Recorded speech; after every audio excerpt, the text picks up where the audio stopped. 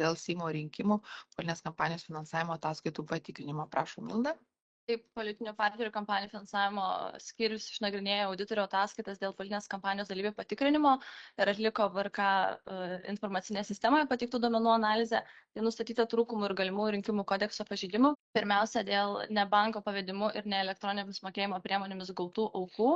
Tai peržiūrėjus kampanijos dalyvių sąskaitų išrašus, nustatyta, kad 5 dalyviai, tai yra Nacionalinis susivienijimas, Lietuvos liaudies partija, Lietuvos žaliųjų partija, Lietuvos socialdemokratų partijos kandidatas Kazys Kuneika, Danės rinkimų apygardoje numeris 23 ir Lietuvos socialdemokratų partijos kandidatas Robert Komorovski, Nemenčinės rinkimų apygardoje numeris 57, priėmė aukas, iš viso bendra suma 426 eurai, gautas ne banko pavedimu ir ne elektroninėmis mokėjimo priemonėmis, bet iš akcinės bendrovės Lietuvos paštas ir iš OB Perlas Finance.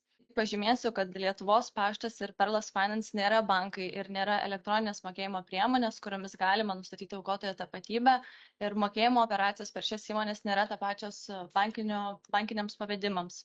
Todėl laikytina, kad tokios aukos yra nepriimtinos. Tai siūloma pripažinti, kad 5 dalyviai, kuriuos išvardinau, priėmė aukas gautas ne banko pavedimu ir ne elektroninėms mokėjimo priemonėmis, pažeidė rinkimų kodekso 112 straipsnio 4 dalį ir įpareigoti dalyvius priimtas aukas pervesti valstybės biudžetą rinkimų kodekso 111 straipsnio 5 dalyje numatytais terminais. Labą dieną, Aldas Mačiulis, Lietuvos liaudies partijos iždininkas. Tikrai stengiamės viską daryti teisingai, sąžiningai, pagal įstatymus. Grąžinau net 1000 eurų, 600 buvo nenurodytas asmens kodas, 400 kažkokios užsienio valstybės kodas.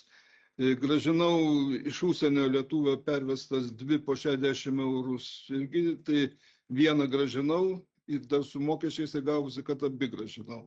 Žodžiu, tikrai nežinau, man šitas dalykas, kad pervesti pinigai per Perlą terminalą ir Lietuvos paštą buvo kaip perkūnas iš dangaus. Aš nei mokymų procese, nei skaitydamas mokymų medžiagą tokio dalyko nebuvau užtikęs, kad tokios sumos yra nepriimtinos ir kad mes turim jas atmesti. Netgi ne tai, kad atmesti, grąžinti, nes mes nežinom, kas tai žinom, bet kadangi per paštą pervesta, tai nei sąskaitos žinom, nei aš negirdėjau ir galų gale netgi logistika turėjo būti pagal tai ruošiama, nes mes turėjom išplatindami savo sąskaitą nurodyti žmonėm, kad jūs tik tai nepervedinėkit šitų grinų pinigų per paštą, per Perlą, per dar kažką, tai čia suprantat toks,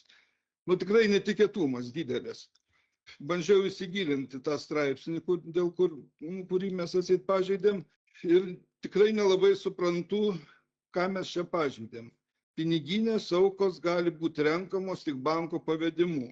Renkamos, reiškia, tai kalbama apie politinės kampanijos dalyvį. Mes rinkom, mes turėjom sąskaitą politinės kampanijos, mes gavom banko pavedimus. Nesvarbu, kas tą pavedimą darė. Ar Petraitis, ar Jonaitis, ar darė paštas, ar Perlas, jie visi nurodė konkrečias banko sąskaitas, iš ko jie tos pavedimus darė. Elektroninėmis mokėjimo priemonėmis, kuriomis galima nustatyti aukotojo tapatybę, irgi ten ieškojau per visas Google'us, išsiaiškinau, kad tai neliečia grinų pinigų, tai operacijos negrinais pinigais ir kad tai yra specifinės kortelės, ten, sakykime, telefonai. Tai mes čia tikrai šito nenaudojom ir piniginės aukas priimti grinaisiais pinigais yra draudžiama. Mes jų nepriėmėm tų grinų pinigų. Mes neturėjom kasos, mes neturėjom atitinkamų kasos dokumentų, galų gale uždrausta įstatymų priimti grinais pinigais. Tai bandžiau dar paklausyti tą diskusiją, kur čia buvo su Vėgėle, kad atseit liktai taip yra pateikta, kad tai ne banko pavedimas. Tai jūs, ar aš nesuprantu, ar aš nesu bankų specialistas, ar čia yra kažkoks tai, fokuso elementas. Kaip reiškia ne banko pavedimas? Tai koks kitas gali būti pasaulyje pavedimas, jeigu ne banko? Jeigu į mano sąskaitą ateina pinigai, tai jie ateina banko pavedimu.